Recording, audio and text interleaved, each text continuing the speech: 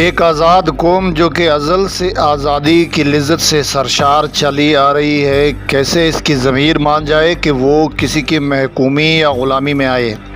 جب انگریز ہندوستان پر قابض ہوا تو ہندوستان کے ساتھ ساتھ سرحد کے قبائل پر ایک نہ ختم ہونے والا جنگ کا سلسلہ شروع کیا۔ جنوبی وزیرستان بھی انہی کے زد میں آیا۔ جب لاکھ کوششوں کے باوجود انگریز اپنی ناپاک چالوں سے باز نہ آیا تو وزیرستان کے غیور اور آزادی پر مر مٹنے والے قبائل نے فیصلہ کیا کہ خون کے دبے خون سے ہی دھوئے جا سکتے ہیں۔ السلام علیکم، میں ہوں تبسم جلالی اور آپ دیکھ رہے ہیں میرا یوٹیوب چینل تاریخ ناک۔ آج کی تاریخ ناک میں آپ کو بتایا جائے گا کہ مسعود قبیلے کی اسلام اور اپنی مٹی کی حفاظت کی خاطر کتنی لازوال قربانیاں ہیں اور وہ تاریخ کے اوراق ان سے بھرے پڑے ہیں۔ یہاں پر ان کی تاریخ بیان کرنا مشکل ہوگا، لیکن چیدہ اشخاص اور اقوام کا ذکر تو ممکن ہو سکتا ہے۔ لیکن تفصیل پر جانے سے پہلے اگر آپ نے ابھی تک میرے یوٹیوب چینل تاریخ ناک کو سبسکرائب نہیں کیا تو سب سے پہلے آپ اس چینل کو سبسکرائب کر لیں اور پھر اس کے بیل آئیکن کو پریس کیجیے گا تاکہ ہر آنے والی ویڈیو کی اپڈیٹ آپ کو بر وقت مل سکے۔ جس طرح باقی مسعود قبائل کی فرنگی سامراج کے خلاف مسلح جدوجہد کی ایک لمبی تاریخ ہے، ایسے میں مسعود قبائل میں جلال خیل قبیلہ جو کہ وزیرستان کی گیٹ وے چگمالائی میں رہائش پذیر ہے اور بالکل وزیرستان کے سنگم پر واقع ہے، یہ کیوں کر پیچھے رہ سکتا ہے کہ اپنی مٹی کا دفاع نہ کرے اور اپنی مٹی پہ مر نہ مٹے۔ جلال خیل قبیلے نے خونی خیل جلال خیل کی سرکردگی میں سنی خیل، ناول خیل اور باقی دیگر ساتھیوں کے ساتھ مل کر 1900 کے اوائل میں انگریز سامراج کو ناکوں چنے چبوائے تھے۔ ان کا ماننا تھا کہ وزیرستان نہ ہندوستان کا ہو سکتا ہے اور نہ ہی افغانستان کا، یہ وزیرستانیوں کا گھر ہے اور اس پر اغیار کے پلید قدموں کو رکھنے کا سوال ہی پیدا نہیں ہوتا۔ ان کی حد بندی یہاں کے رہنے والوں کے مطابق مقرر کی جائے گی، ورنہ بصورت دیگر وزیرستان میں آباد اقوام اپنی پاک مٹی کی خاطر غازی یا پھر شہید کا رتبہ حاصل کرنے کے لیے ہمہ وقت تیار کھڑی رہتی ہے۔ چونکہ مسعودوں کا یہ ذیلی شاخ جلال خیل اپنے رہبر خونی خیل کی سربراہی میں ہمیشہ انگریز دشمنی میں پیش بتایا گیا ہے اور اکثر و بیشتر انگریز سرکار کے خلاف اپنے گریلا کارروائیوں سے ان کا جینا حرام کیا ہوا تھا، جسے تنگ آ کر بالآخر 12 مارچ 1922 کو انگریزوں نے جلال خیل قبیلے کے خلاف سخت ہوائی ایکشن لیا، جس کی وجہ سے ان کا کافی مالی نقصان کیا گیا، لیکن اس کے باوجود بھی جلال خیل سر تسلیم خم نہیں کر گئے تھے۔ اس زخم کو لیے خونی خیل جلال خیل نے اپنے ساتھیوں کے ہمراہ مل کر انگریز سامراج کے خلاف ایک نیا منصوبہ بنایا اور اس منصوبے کو عملی جامہ پہنانے کے لیے وہ اپنے لشکر کے ہمراہ غنڈاکئی سے چگمالائی کی جانب رواں ہوئے، جہاں پر انہوں نے انگریز سرکار کی منزئی سے وانا جانے والی 70 گاڑیوں پر مشتمل کانوائی کو شہور تنگی یعنی تانگا میں ایمبوش کر کے تباہ کرنا تھا۔ انہوں نے رات سپینکئی رغزئی میں گزاری اور جو کہ چگمالائی کا ملحقہ علاقہ ہے، جبکہ اگلی صبح صادق کے وقت وہاں سے روانہ ہو گئے اور انہوں نے شہور تنگی میں واقع تورشاہ پکڑ سے لے کر شہور تنگی کے آخری سرے تک دائیں والی پہاڑیوں پر مورچے سنبھال لیے تھے، جبکہ خونی خیل اپنے بیٹے سنی خیل اور چند ایک ساتھیوں کے ہمراہ بائیں جانب والی پہاڑی پر مورچہ زم تھے۔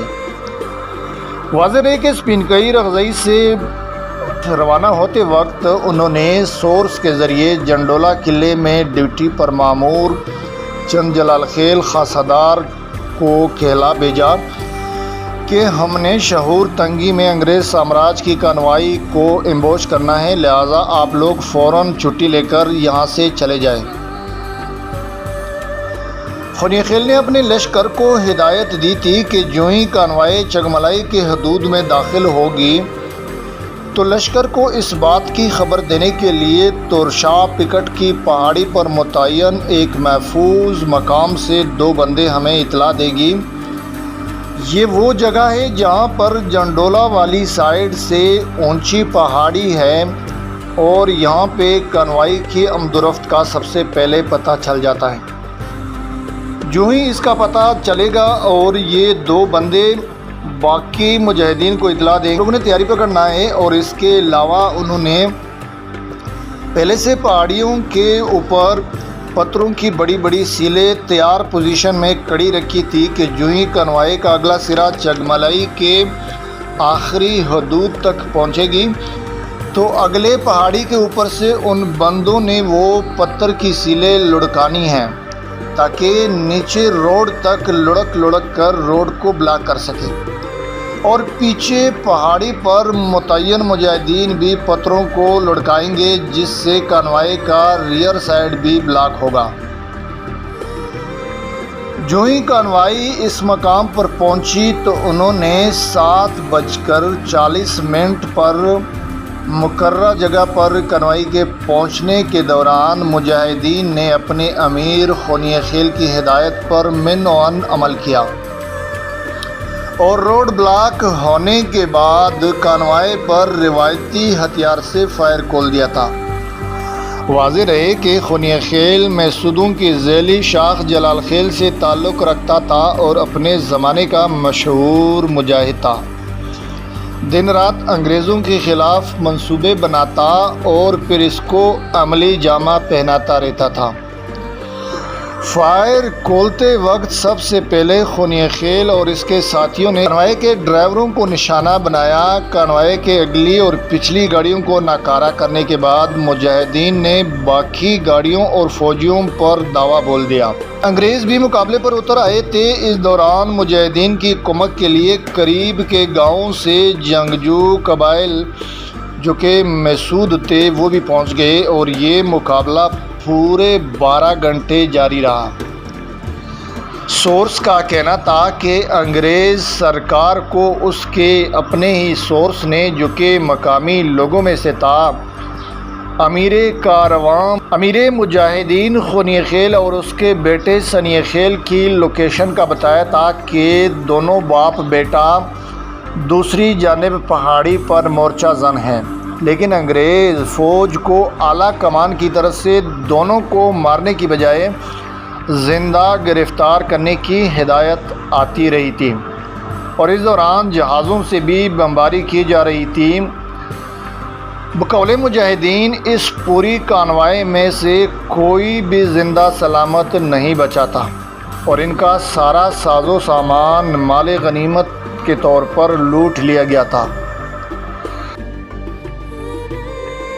شام کے دھندلکی کے بعد اندھیرا ہونے کا فائدہ اٹھاتے ہوئے مجاہدین چگملائی نالا دراوٹ میں سے ہوتے ہوئے سپنکئی رغزئی کے راستے اپنی منزل مقصود گونڈاکئی واپس چلے گئے۔ کہتے ہیں کہ اس جھڑپ میں مجاہدین کی طرف سے ایک مجاہد شہید ہوا جبکہ انگریز فوج کا مکمل جانی و مالی نقصان ہوا تھا۔ آج بھی شعور تنگی کے انگریز فوجیوں کو منزئی قلعے کے اندر گورا قبرستان میں دفن ہوتے دیکھا جا سکتا ہے۔ یہ تھی محسود قبائل کا انگریز سامراجی فوج کے خلاف گوریلا کارروائی کی آنکھ کو دیکھ کے تاریخی واقعے کے احوال۔ امید ہے آپ کو بہت پسند آئے گی۔ فی الحال آج کے لیے اتنا ہی۔ زندگی رہی تو اس طرح کی ایک اور تاریخی ولاگ کے ساتھ بہت جلد حاضر ہوں گے۔ تب تک کے لیے اپنا بہت سارا خیال رکھیے گا اور مجھے دیجیے گا اجازت۔ فی امان اللہ۔ لیکن جاتے جاتے چینل کو ضرور سبسکرائب کیجیے گا۔